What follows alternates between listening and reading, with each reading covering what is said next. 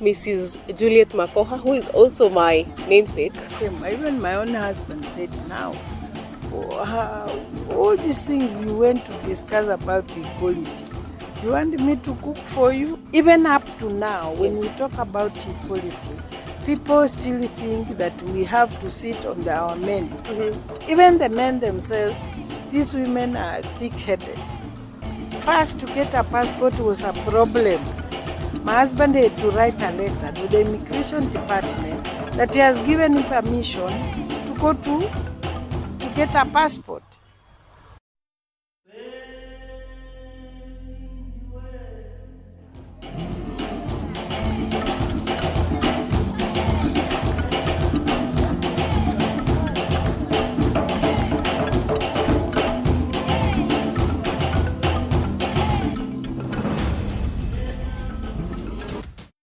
Welcome to Development Perspectives Africa. I'm your host, Fiona Imbali. Today, we are joined by one of the most powerful women in this country. She was one of the pioneering women at the Maendeleo Wanawake over 30 years ago. 30 years ago, over 450 women went to Beijing to ensure that women in this country, in Kenya to be specific, are empowered. So today, we are here to hear about 30 years later. Have there been any developments? What are the gains? And what needs to be done more? Welcome, Juliet. Thank you. Introduce yourself. My name is Juliet Makokha, born in a village called Lutonyi, Kivingei village, Kimilili sub-location, or sub-county, Bungoma County. Before I joined Maendeleo, I was working with the NCK, National Christian Council of Kenya, as a social work after graduating from Kenya Institute of Administration. I worked with NCCK for 10 years. Then I moved to Maendeleo Wanawake as a program manager in energy and environment.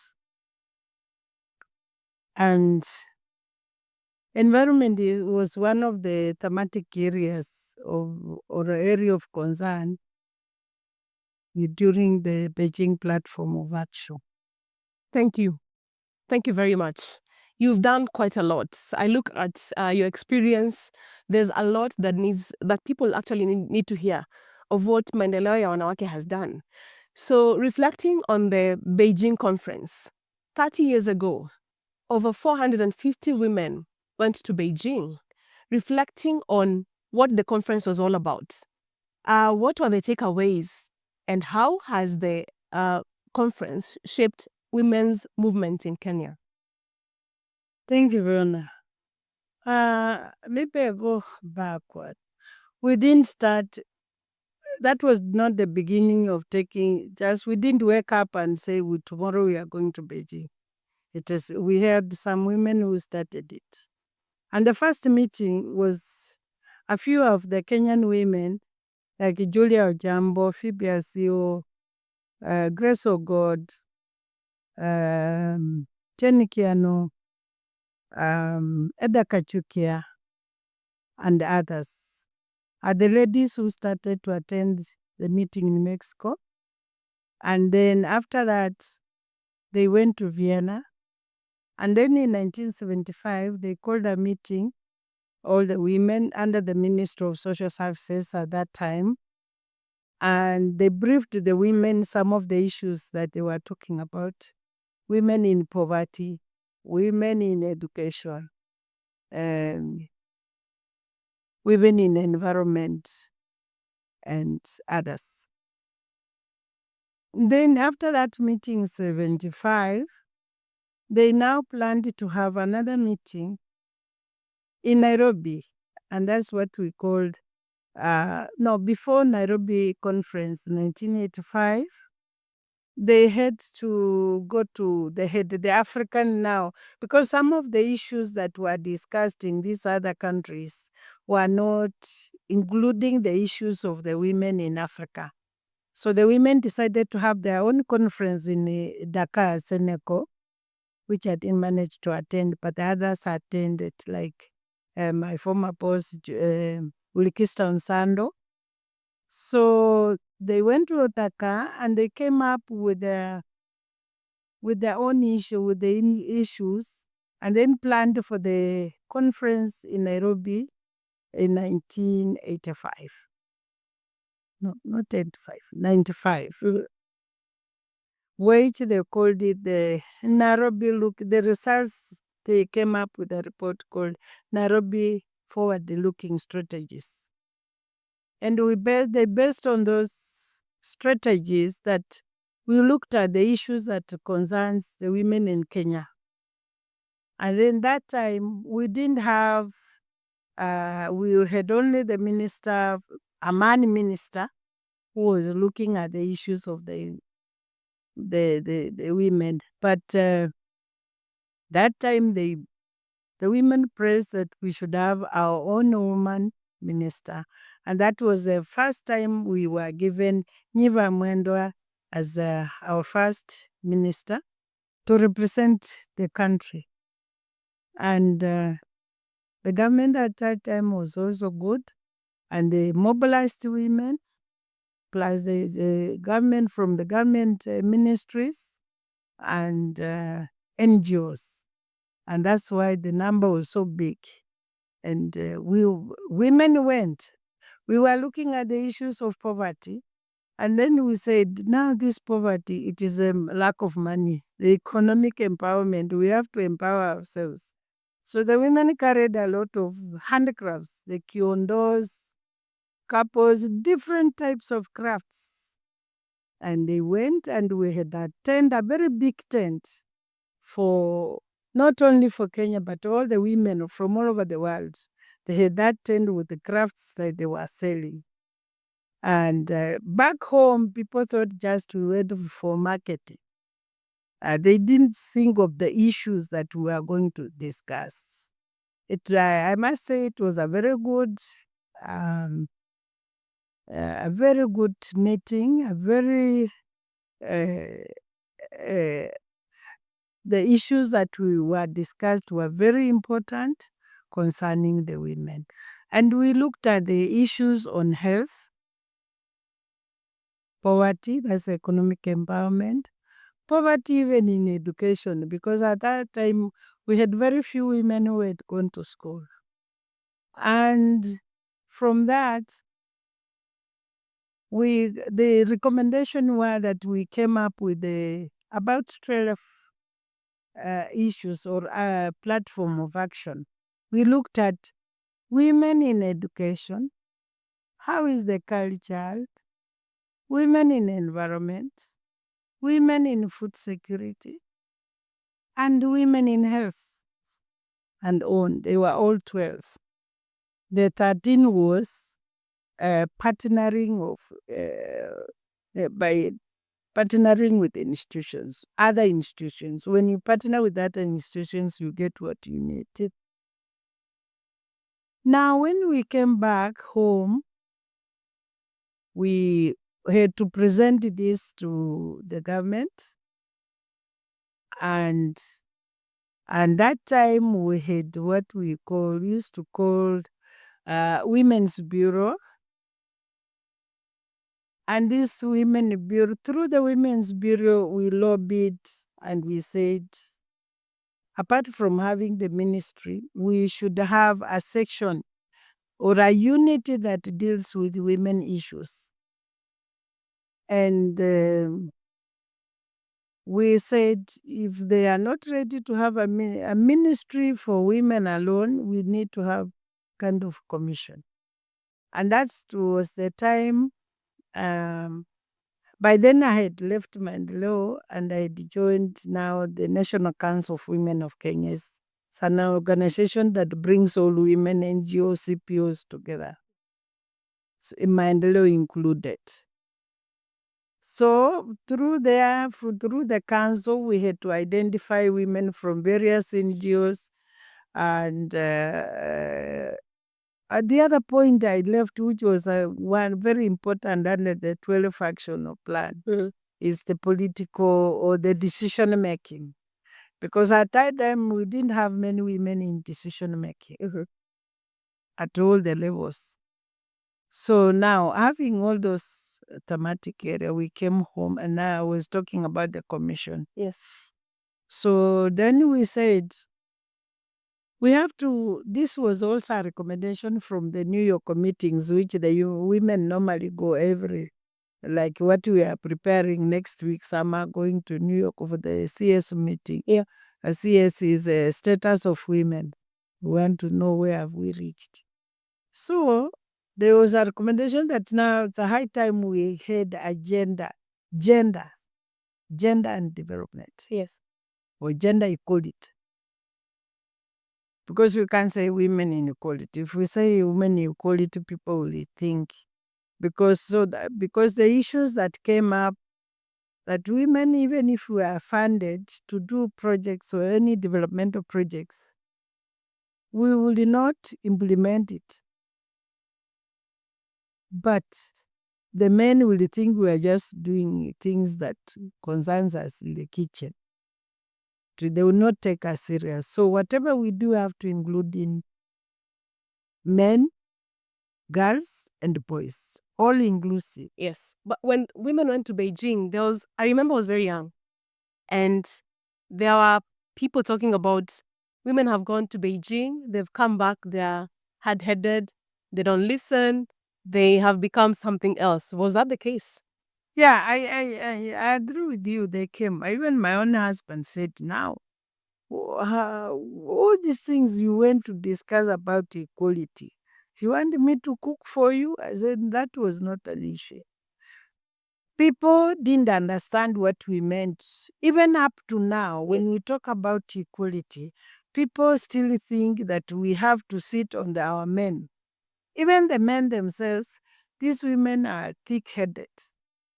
No, the issue of equality here, we were talking of having equal services. When I take my daughter to school, my son has to go to school. Yes. When my son is employed, my daughter also should be employed. Yes. And through that equality, that's why now when you go to the village, you will get a village woman who is a leader. You will get a woman who is the assistant chief. You will get a woman who is a chief. You will get a DO who is a woman. Now we call them district commissioners or TDs. They have changed a lot of that. Yes. Then you will have, we used to even have women PCs, but we didn't qualify to get a woman PC. But now those positions are there now. We can say even the PCs, women are there. Yes. And in the government also we needed different ministries. Now I should say we have actually got, we have CSOs who are women now. Yes. We have PSS who are women. Yes. We have police commissioners, they are women. We have now Mada Kome. Mada Kome is our Chief Justice. We have now a lot of women judges. Yes. We have a lot of women who are lawyers. We have a lot of women in all these sectors. Even the CEOs in the private sectors, we have women. So you think the Beijing conference contributed? It tremendously? contributed a lot because I was, first of all, I was also empowered. I can now be able to talk. Yes. I couldn't stand in front and talk. Yes. But I can address. Lovely. And through that, I was also empowered. I was selected by USAID when I was with the National Council of Women of Kenya to go and train women in Malawi on how to do monitoring of elections. So that was a plus for me. Yes. And many other women. Yes. We went about 5 of us. And after seeing the women, because of course some of them we were with them in Beijing, and I saw women in Malawi very active in politicking and campaigning, and that's when we had a woman. Afterwards, we had a woman president in Malawi. Malawi. Then, when I came back home, 2007, I had to go home and vie as a member of parliament in Bumula, Bungoma. That's where my home is. We bought land there with my husband. Yes. my late husband now. So, and it was like madness. Is this woman normal? I was the first one that area. Then in my other constituents where I was born, there was another lady. So we're about two ladies. Yes. Who later on became the women rep in Bungoma. I vied for women rep, but they said, huyu anakuanga Nairobi, to give her that chance, she will not come back. Yes. But they forget, Yes. even those that they fought, they come to live in Nairobi and do things. Yes. Anyway. But tell us about your campaigns, and because it's not easy, you've done a lot of things as a woman leader, having vied for a member of parliament, for a woman rep. Yes, and MP, I wanted to remove Mheshimiwa Okot for Bumula constituency. Yes. Yeah. Great to hear that you vied as a member of parliament in Bumula. It's not easy. And I've talked to a lot of women, and especially women in leadership positions. It is twice or thrice or even 4 times as hard to vie as a woman compared to as a man. So where do women get resources to campaign for such posts? And how does the country really support more women to be engaged in politics and governance? That's a very big problem. It's tricky. Even where I got money, I didn't have much. And maybe they were telling me, we kupatia pesa ndio kupata. But at that time we had Unifem. Yes. So Unifem helped us to get print out materials, and the women organization. At that time we had Kenya Women Political Alliance and the Caucus for Women. Caucus was for Phoebe Asio and Kenya Women Political Alliance, or was run by Professor Wanjiku Kabira. So they supported women in one way or another through various donors. Of course, a donor will not give me money directly, but they have to pass through somewhere else. And we agitated and we said a fund should be set aside to support women who want to join politics. First, I appreciate my husband gave me a leeway to go ahead. It's you wants to do politics, it's not me. You go ahead. So he somehow supported you? He supported me, Yes. and even the first one at home in the constituency, he really ran around to support me to campaign even for me. That's nice. I hear before people join politics, some sell their land, their property for them to get money. Was this the same? No, we didn't. I didn't sell. I had my few savings, and as I've told you, like materials, I was given by Unifem. Yes. And this other organization, and we had been trained enough. The training I got was very good. Up to now, it even on the security, how to look after yourself. Very important. Done by Unifem. Yeah, Unifem and our local NGOs that were dealing with the politics. Now, that was, I was trying to emphasize about one of the critical areas in decision making. Yes. But as you come at the top, we don't still have women. I'm sorry to say. Yes. Some of the women we have in positions now, those who went through or they were nominated, I should say they were just picked. Me, I've done all these things. Nobody thought of me. Or maybe I was down. My husband was sick. So I've never come up to say, I want this position. Give me this nomination. Then I've learned a lot. You can survive and still you are a leader. Yes. I would rather now, you can be a leader anywhere, even in your own home. You can now manage your own home. Yes. As a leader. Yes. So, and you support those who are in position. Yes. One thing I'll say, we have actually campaigned for these women who have taken position, but once they get those positions, to get them is not easy. So you can have an issue, yeah, you want to share with them. Ukipigia mtu anakuambia mpisa I'll call you, they don't call you. So it's the same. Even my own women rep at home, you can't. So now they start behaving like men. But why? Because that's what's said of men politicians. Once they get power, you never see them until 3 years or 2 years later. Some women will appear, they will come, they will go to the areas, but they don't go the way they were campaigning. I don't know what holds them back. And then they restart, what do we call it? In Kuluya or Kibukusu, we say, Kerola, and they restart pride. Their pride. That pride comes in. Yes. And they are not bad. But I think also the people who surrounds them. Yeah. Like their peer, the peer will want to answer for you, for her or for him. Yes.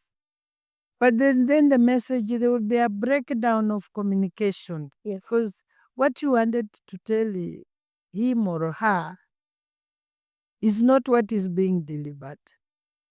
So, yes. So maybe that's enough about politics. Okay. But I wanted to say, yes, that doesn't mean that we don't still campaign for them to go to add more women. We still have caps. Yes. In some counties, like in my county, Bungoma, we have a few women who are MCS.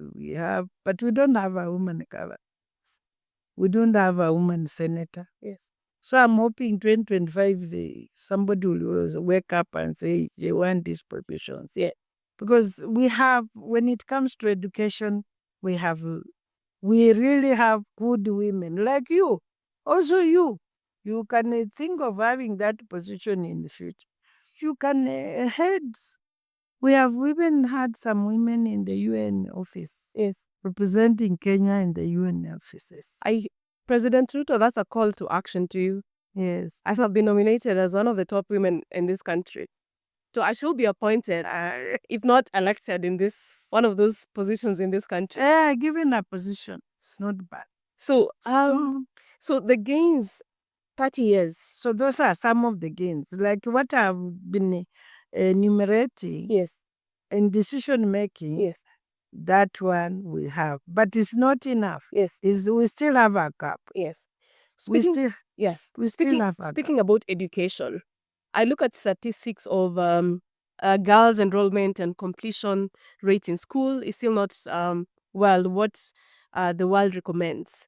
And places like Garissa in the northern parts of Kenya, Garissa, Maendeleo, Turkana, we still have really low enrollment rates and completion rates of girls in schools. And considering that, as a pioneering woman in the Maendeleo Wanawake and in this country, you are,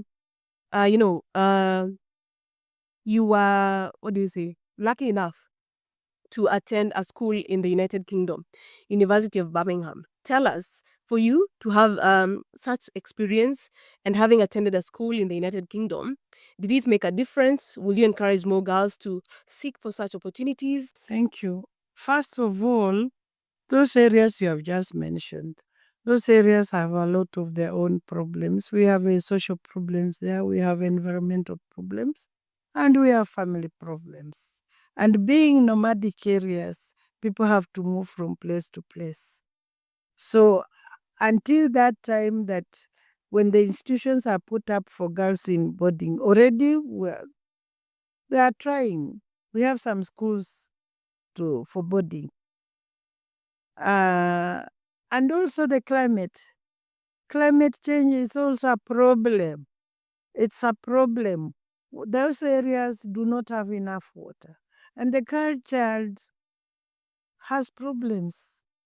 During the time they're having their menstrual periods, the child will just hide. And that does not happen only in Mandera or in Garissa. It's all over. Yes. I've seen it in my rural home. Yes. A school where the girls are, when it is period time, the girls will come and say, "Koho, so sure, do you have, give me 100 bob, I want just to go and buy a pad." The other problem is the early marriages. Yes. The other problem is the pregnancies. But we thank the government because they have given a leeway that when the girls get babies, or they are pregnant, they can go to school. Yes. And learn. But we have this social stigma The girl knows she's expecting. She will not feel free to go to school when she's heavy. Yes. So some hide. But like one of my schools near my house, they set aside one classroom for those girls who have delivered while they're in school. They just go in that class. I remember I wanted to sponsor one girl who had just given birth. But when she reached there, she didn't want to continue. And she says, Mama, sasa mi niko na mtoto. Yes. How say others go to school, wanasoma jioni wanaenda nyumbani kunyonyesha. What is your problem? But you see that social stigma until we find a way of getting rid of that stigma. Yes. But somebody recommended that we need to have special schools for those kind of girls. When they go to school to learn, then they should have their babies there. Yes. Anawacha mtoto hapa anaenda kusoma. So we have a nursery or baby care center for the schools. Yes. But then on the other hand, me being a social worker, on the other hand, you are sort of even encouraging. The girls will say now, they have a school for us. Unapata mtoto tu unabebana. It's solves a social problem, creating another problem. Yes. So now you asked me how the girls will do. In my case, when I was working, at that time, as I told you, in the 80s, 70s, we didn't have many girls in school. Yes. So it was as you work and you learn. So I was employed as a social worker with the NCCK, and there were opportunities for anybody wanting to go to school. You further your education, you go. So when time came for me, first to get a passport was a problem. My husband had to write a letter to the immigration department that he has given him permission to go to get a passport. Even another letter to my employer, NCCK General Secretary, to say he has permitted me to go to school and learn. Those things now, because of the gender equality, now you don't ask a permission, you don't get a letter from your husband to get, or your boyfriend to get a passport. So I simply go get my passport and find a way and go. We paved the way for you people. But what happens to the men who do not want their women to proceed? Then you remain there. You remain there, you never learn. Because you went there. Now that we bring in the aspect of culture. Yeah. The cultural aspect also affects the girls going to school. A lot. You are married, you are wife, you have to see them. Yes. I remember my mother-in-law really complained. Why do I leave the children with our son? So, but it's because he understood what the benefit. He was an engineer with the telecom. So he understood. So should we say better educated men actually support their women to have further education? Yes, but also we have some more educated. But there's few. But are still in the culture aspect. So how do we come out of this cultural aspect of trying to make the woman continue playing small, yet they can actually conquer the world and become the Obamas when they go to other countries and further their education? Already there is room. And like for you, Fiona, you already have that chance. When you get your husband, he will know you are a person who is doing this thing, kind of things. And he has to accept. If it's not the case, get a husband who is doing the same work. Then mnafanya kazi pamoja. Like what happens to most of the doctors and the nurses. They get married to each other and they know, they understand their profession and their work. And some of them, even lawyers, they marry each other. So you should look for someone who's... No, I say if it is a problem. Yes. If you find it is a problem. A very good example is Mother Karua. She has tried. Yes. She tried to be a president. Charity Ngiru tried. But the women will say. Yes. Even our own women. Exactly, that's the thing. We are a large constituent. If we supported each other, we'd actually have one of us as a president. Me, I went through it. They said, how can she come to lead us? Yes. As an MP, we have never seen a woman. Yes. Sasa yeye, first they will ask you, do you have a kitchen? When you start campaign, uko na jikoni yako? When we come, are you going to cook for us? I know, they reduce us to the kitchen. So, but then we say, they mention about the kitchen now, we say you will have to get an improved kitchen. Yes. Have the improved chicos there, not the Moshi kitchen, which I designed a very good Jiko Maendeleo for them. Yes. Now they are using it. Now in various areas you get it, they call it Kichiko ya Kisasa. Other areas it's Maendeleo Jiko. Others they call it according to themselves. And then I told them, we have now renewable energy. We need to use that because the climate has changed. To continue cutting trees, we will not get rain. Yes. So use solar energy. Use solar energy, use biogas if you have cows. Get your lighting from the biogas or solar. Yes. Very well said. Let's proceed with that line of thinking.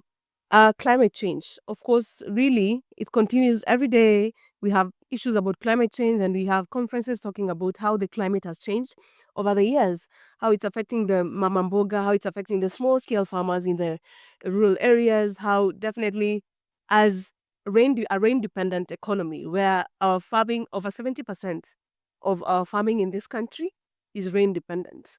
So you sit in a board on climate change. Tell us Yeah, I'm a member of Kenya Climate Change Working Group. Yeah, tell us a bit And more we about we found that some times back. Yes. From 2012, every year the UN has a meeting on climate change. The COP meeting. COP meetings. And before the Paris Agreement, the NGO that I belong, Kenya Climate Change Working Group, they have been going around creating awareness about climate change. And this was started before the COP15. Was it COP15 or what?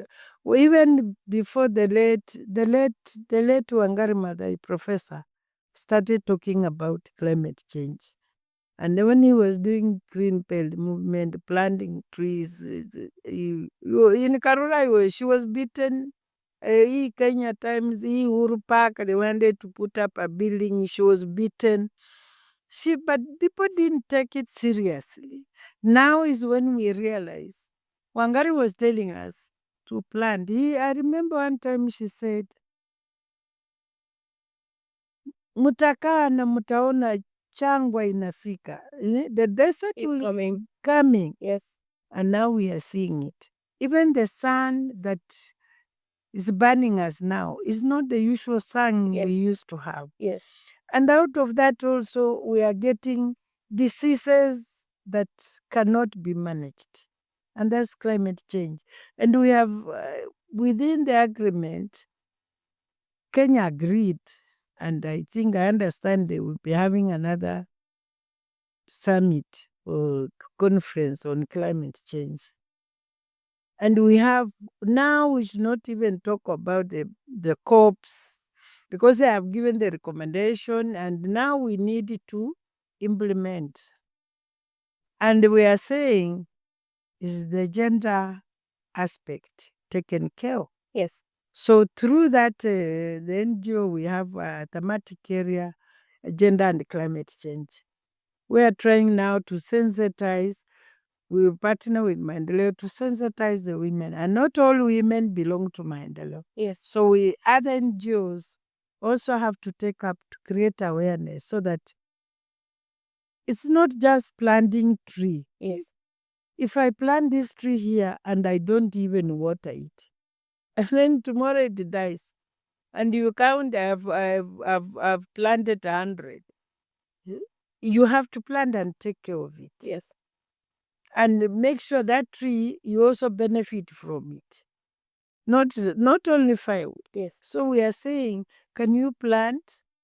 The women can plant their own trees that they can harvest firewood, like that tree there. Women We can plant fruit trees. When you have no food and you have mangoes there, so utakula ushibe. Yes. Yeah. So those are things that we are looking at, sensitizing people. But I'm happy now our leaders now understand what it is. And through this NGO, we came up with a policy. We wrote a bill. The first one was rejected by the former President Mwai Kibaki because it was not presented by one of the members of parliament. We wrote and we say, we take it per PS and we say, we want this. And it is, so it was rejected. But now, one of our governors in Viga, Otochilo, Yeah. he was a forester. And he understands. Yes, he's very big on. So when he was in parliament, before he became a governor, Yeah. he's the one who presented, and then eventually the same president signed the bill for climate change.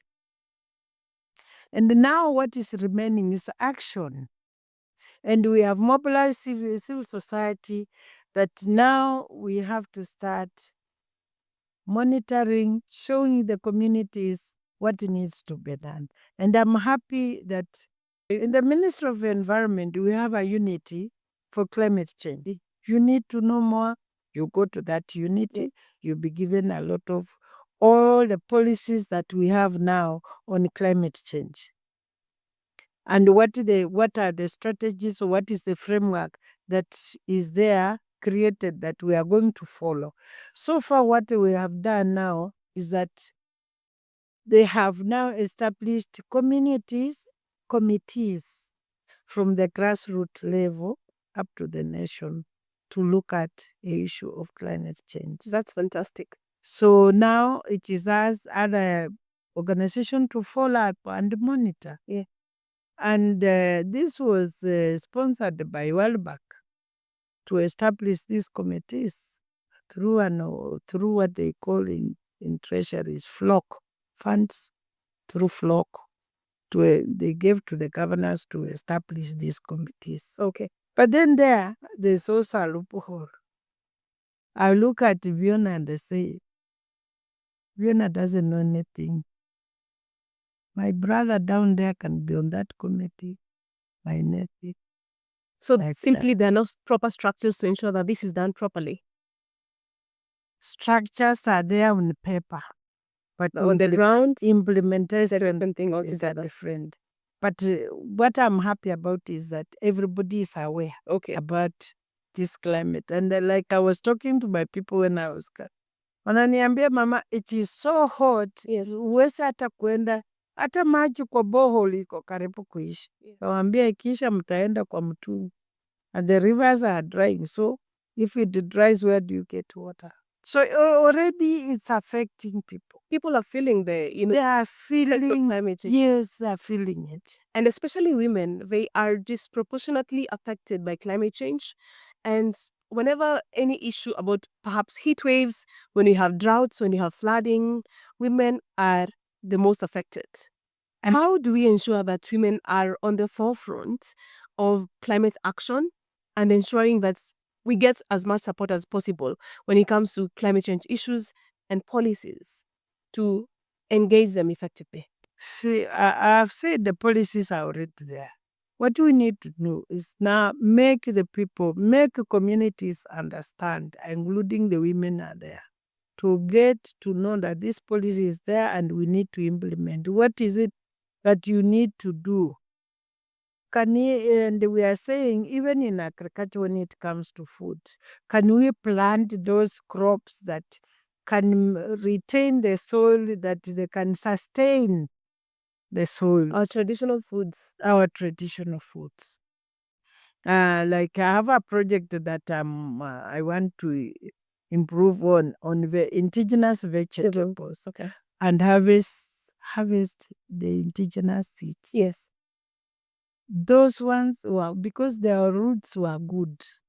If we bring other seeds, it will affect the soil, it will affect a lot. Actually, there's a lot of debate about seed sovereignty food sovereignty in this country. Maybe that's a topic for another day.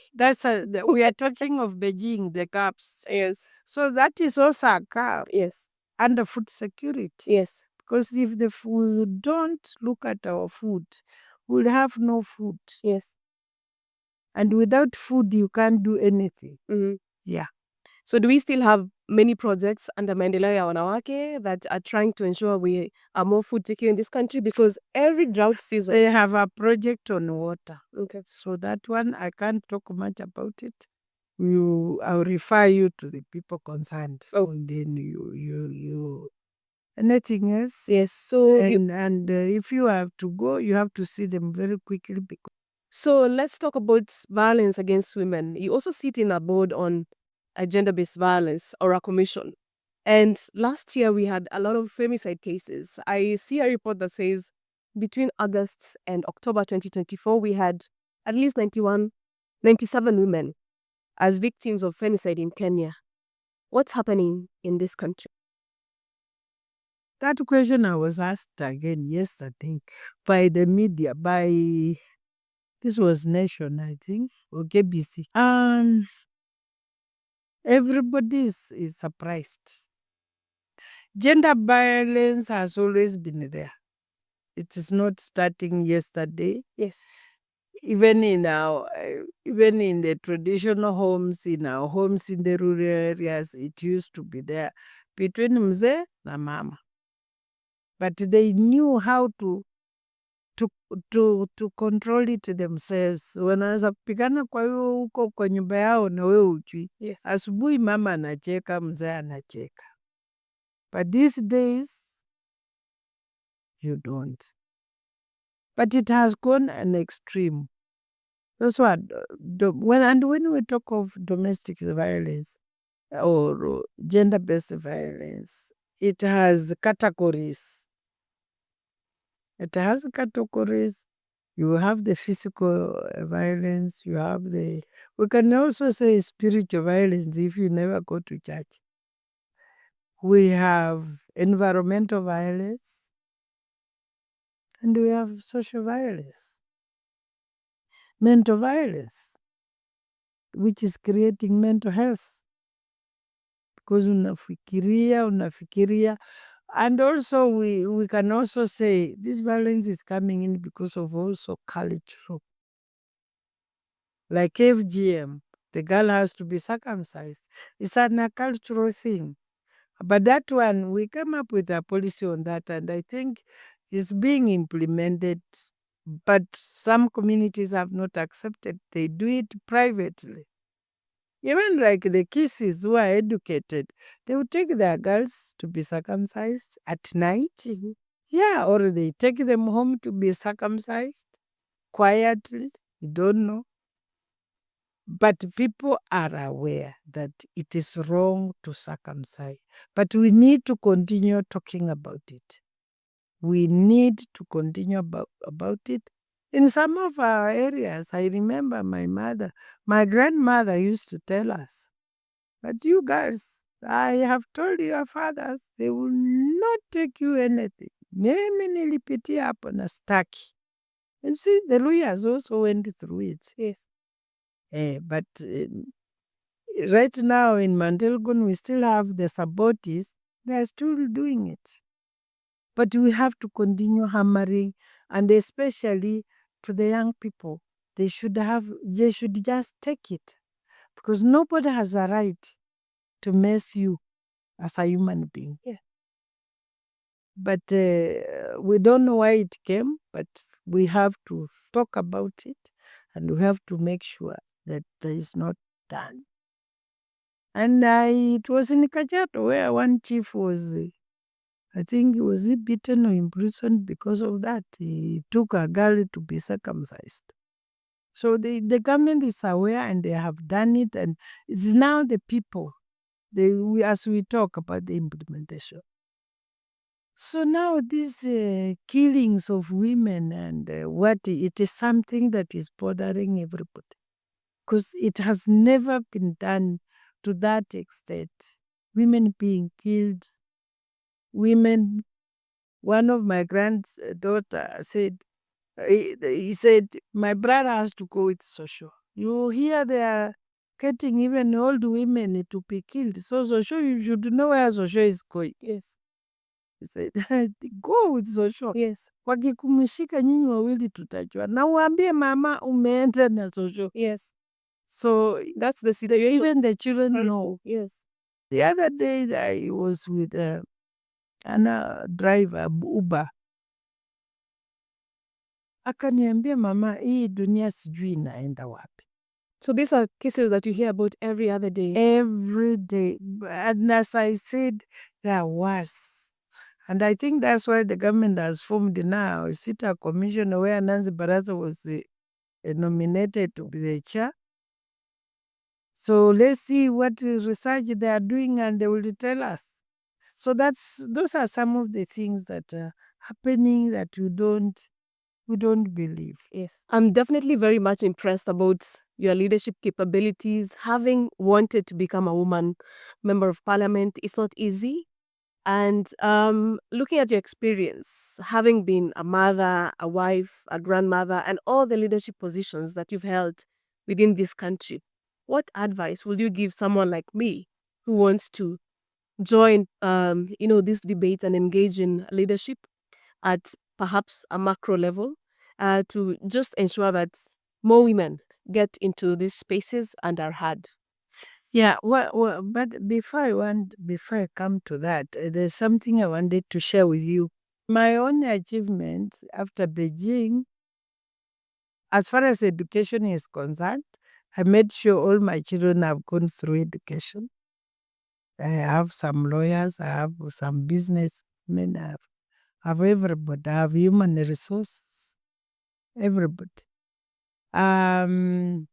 I've been able now to, I'm able to face my situations the way they come. Like now, losing a husband, I have now to manage the home myself. Isn't that being empowered? I'm empowered. And with God's help, I will manage. And the Lord mentored me. Yeah, this leadership kind of things, man. The Lord really mentored me, and also National Council of Women of Kenya, and also Young Women Christian Association. Now I'll come to that to answer you. Now, when I was in the National Council of Women of Kenya, we had this project within the government, the Minister of Planning, or under NEBAT, called African Review Mechanism. APRM. Yeah, PRM. So I had a chance I was appointed to be on that panel, on that group that did research on the APRM. And Kenya was the first one to present the report. And I was happy and privileged to meet Grace Machel and this former president of South Africa, Mandela. And I learned a lot during that NEBAT, when we were doing that review. We went around the whole country and we came up with that report. If you get that report, it's very good.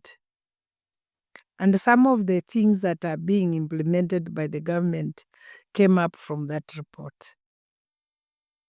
And we looked at the pillars, the socio-economic aspect of it. We looked at the governance. And on governance, I would like to say that all leaders that have been nominated or have been chosen to take positions, they should have a good training on governance, so that some of this implementation of the action plans and the whatever, it should be done properly with proper training and governance. So I learned quite a lot as far as governance is concerned, socio-economic aspect of it. And now to answer your questions, the young people, the young girls, we have this organization for the young people. can the young people make sure they belong to some organizations like YWCA for girls, YMCA for young boys, for boys. And through that, they also go for training under leadership trainings. And they empower them as they are still young from the Christian point of view. I'm what I am because of what I passed through in SK. And then under this other organization. And then we looked up at also the other pillar was about decision making, which I've just talked quite a lot on that. So let the young people be free. When you look at the old generation that is passing on and has passed on, at their bringing, they were brought up through the church. The church molded. And I don't know what is happening. Most young people don't have time to go to church. And that's why some say the churches are dull. Like I belong to the Catholic Church and it's no longer dull. With the youth now, we sing, we dance. So people learn. And it's also the mothers. I think mothers also now get so busy. The young mothers get so busy that they have no time for their children because of the kind of work they are doing. You go to work, you are CEO, you spend time. You come home, you are tired, you have no time. The children are sleeping, you wake up very early, you go. The same to the fathers. So there is that gap between the children, the family, and the parents. Okay, it's good to be a professional.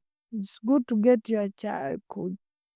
And there was a recommendation in somewhere where they said even the employees should have something, a center for the children, for the babies, the young people.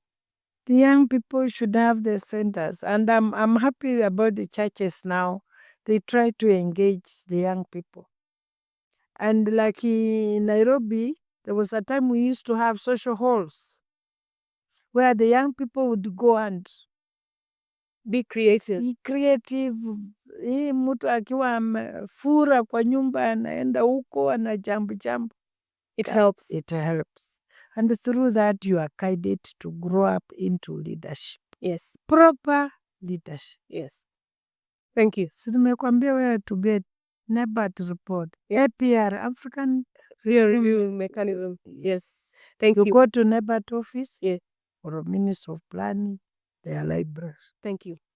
I'll ask you a final question. You were in a meeting yesterday about 30 years since Beijing conference, the scorecard.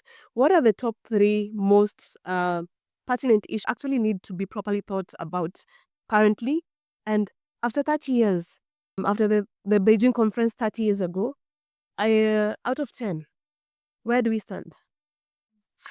I think we have done well.